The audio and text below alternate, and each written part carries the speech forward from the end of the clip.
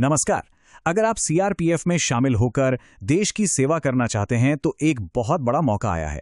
Constable tradesman के हजारों पदों के लिए भर्ती निकली है।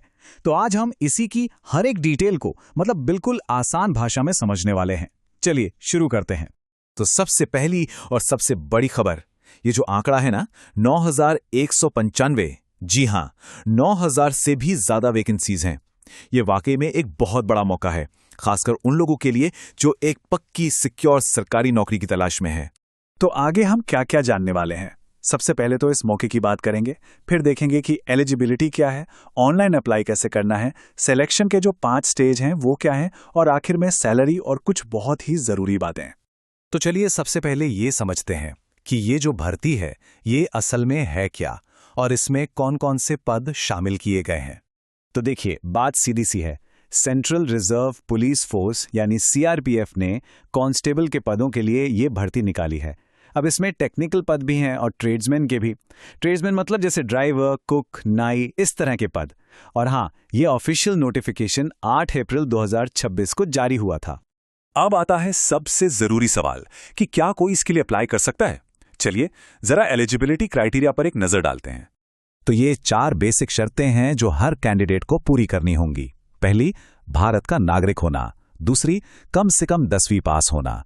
तीसरी, जो एज लिमिट बताई गई है उसके अंदर होना। और चौथी, जिस काम के लिए आप अप्लाई कर रहे हैं या तो उसका हुनर हो या फिर लाइसेंस। आगे उम्र और स्किल के बारे में और डिटेल में बात करते हैं। अच्छा, उम्र पर खास ध्यान देना होगा। देखिए, ड्राइवर पद के लिए एज लिमिट है 21 से 27 साल के बीच, शायद इसलिए क्योंकि इसमें जिम्मेदारी थोड़ी ज्यादा होती है।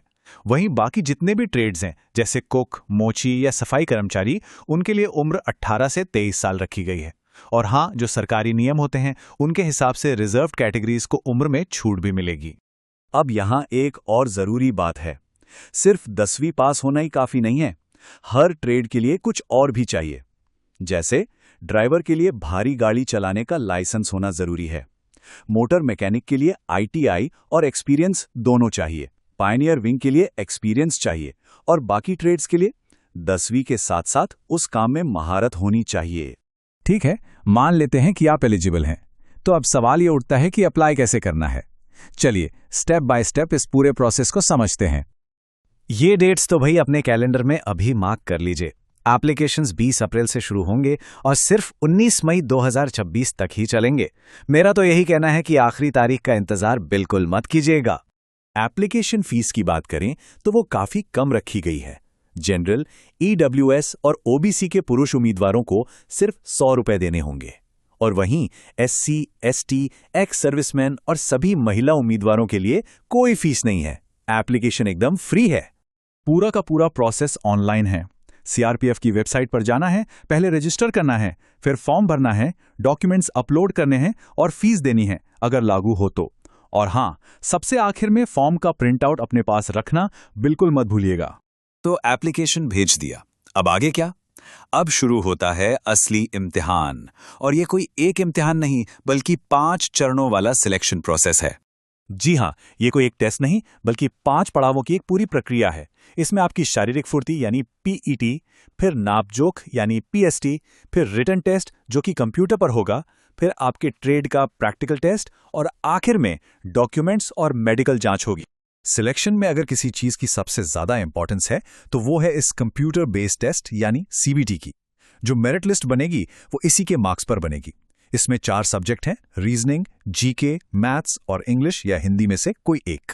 और हर सब्जेक्ट से 25-25 सवाल पूछे जाएंगे। और हाँ, इस टेस्ट से जुड़ी एक बहुत ही जरूरी बात, 100 सवाल होंगे और टाइम मिलेगा 2 घंटे का। लेकिन यहां नेगेटिव मार्किंग भी है। हर गलत जवाब पर 0.25 नंबर कट जाएगा। तो मतलब साफ है, तुक्का मारने से बचना है। क्योंकि देखिए, जो फाइनल मेरिट लिस्ट बनेगी ना, वो पूरी की पूरी इसी टेस्ट के स्कोर पर ही टिकी होगी। यही सब कुछ तय करेगा। अब जरा फिजिकल फिटनेस की बात कर लेते हैं। जैसा कि यहां साफ दिख रहा है, अलग अलग पोस्ट के लिए दौड़ की जरूरतें भी अलग अलग हैं। ड्राइवर जैसे पदों के लिए पुरुषों को 24 मिनट में 5 किलोमीटर दौड़ना है, तो वहीं कुक और नाई जैसे पदों के लिए 10 मिनट में सिर्फ 1.6 किलोमीटर्स। दौड़ के बाद होगा पीएसटी यानी आपकी नापजोख। इसमें पुरुषों के लिए मिनिमम हाइट 170 सेंटीमीटर और महिलाओं के लिए 157 सेंटीमीटर रखी गई है। और हाँ, कुछ खास वर्गों के उम्मीदवारों को इसमें नियमों के हिसाब से छूट भी मिलती है। चलिए, मान लिया कि सारे पड़ाव पार हो गए, तो उसके बाद क्या? अब बात करते हैं सैलरी की और कुछ आखिरी लेकिन बहुत जरूरी इंस्ट्रक्शंस की। इस पद के लिए पे लेवल 3 की सैलरी तय की गई है। मतलब बेसिक पे 21,700 रुपए से शुरू होकर 69,100 रुपए तक जाएगी। और इसके अलावा केंद्र सरकार के जो बाकी भत्ते होते हैं, जैसे डीए, एचआरए, वो सब भी मिलेंगे। और आखिर में ये कुछ बातें बिल्कुल मत भूलिएगा। पहली बात, ये भर्ती स्टेट वाइज है, तो डोमिसाइल सर्टिफिकेट होना बहुत जरूरी है। दूसरी, सारे अपडेट्स के लिए सीआरपीएफ की वेबसाइट देखते रहें। और तीसरी, अपना फोन नंबर और ईमेल एक्टिव रखें ताकि कोई जरूरी सूचना मिस ना हो जाए। तो ये थी सीआरपीएफ की इस बड़ी भर्ती से जुड़ी हर जानकारी। एक एक करके हमने हर पहलू को समझा। अब सवाल बस एक है कि क्या ये मेहनत, ये मौका आपके सपनों और आपके भविष्य के लिए सही है? इस पर सोचिएगा जरूर।